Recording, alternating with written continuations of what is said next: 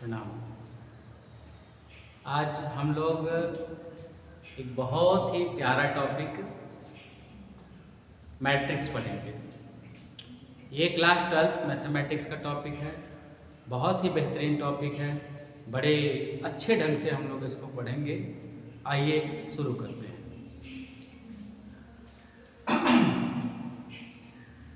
बच्चों, मैथ्स में सबसे ज़रूरी क्या है? मैथ्स को समझना। उसकी भाषा क्या है, हिंदी है, इंग्लिश है या कोई और है, उससे ज़्यादा इम्पोर्टेंट होता है कि हमको समझ में कितना आ रहा है।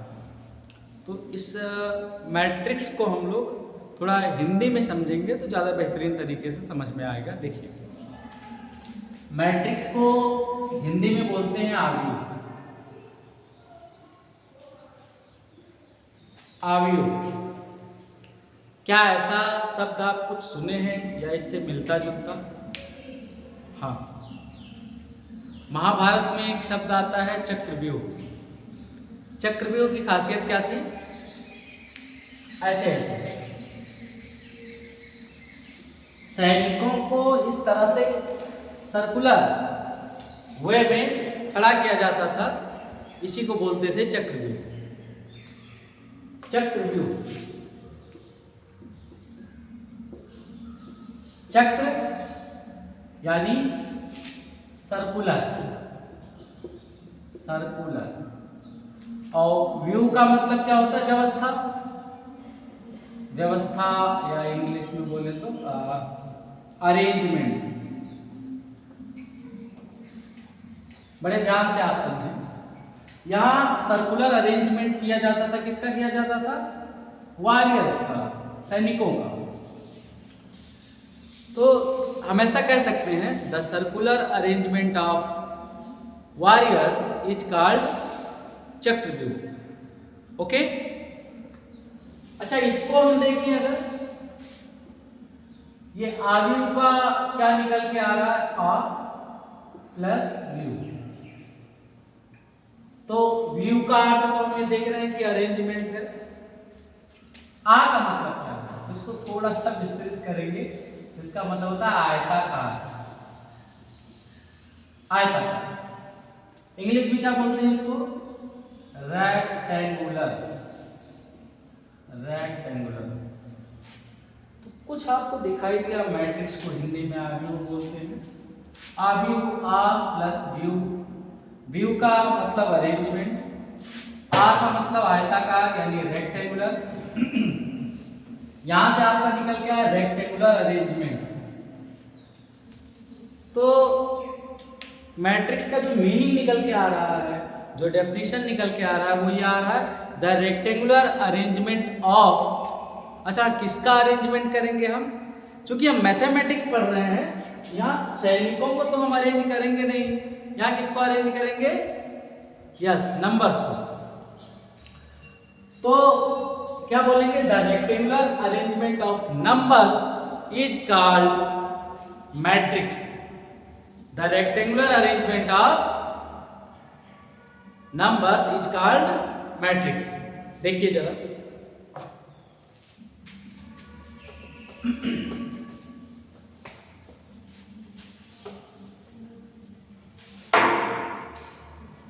अभी आप देखिए 5 7 2, ये कैसा अरेंजमेंट आपको लग रहा है? देखिए, this is the triangular arrangement of numbers. So this is not a matrix. 2 2 9 8 3, this is not a rectangular arrangement, so this is also not a matrix. See, 5 2 2 8 minus 2 11। इसको आप देखें। हाँ, this is the rectangular arrangement of numbers. तो इसको हम matrix बोल सकते हैं। बिल्कुल सही। लेकिन एक छोटी सी प्रॉब्लम यहाँ आ रही है। वो क्या है? देखिए, अगर हम ऐसे कोई नंबर लिखते हैं 2 9 8 3 2 5, किसी के साथ में अगर हम ऐसे ही इसको लिख के छोड़ते हैं तो ये पता नहीं चलेगा कि ये एक साथ हैं या अलग अलग हैं, ये हम कैसे कर पाएंगे। तो बस एक छोटा सा काम करना है, एक इसका बंडल बना देना है। बंडल बनाने का तरीका क्या है, स्क्वायर ब्रैकेट हम इस पे लगा देंगे। समझ में आ रहा है? ठीक।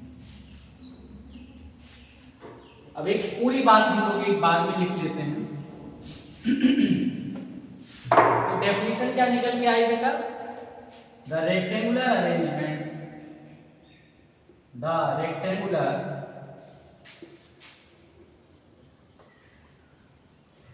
Arrangement of numbers is called a matrix.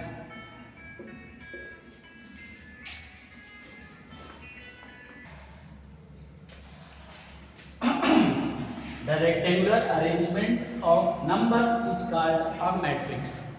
Have you understood? Okay. अब आप देखिए, एक हम एग्जाम्पल है 2 9 8 3 5 7 minus 9 24. Okay, see this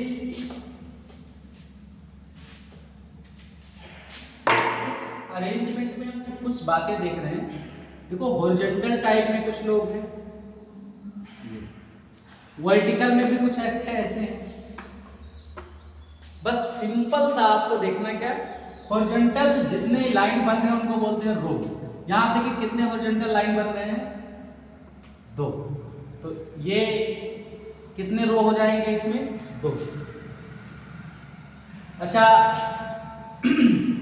इसको बोलेंगे रो 1, इसको बोलेंगे रो 2,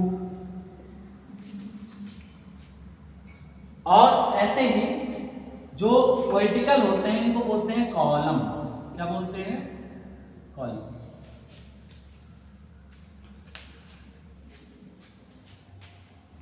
कॉलम तो यार ये क्या हो जाएगा, कॉलम 1, कॉलम 2, कॉलम 3, कॉलम 4।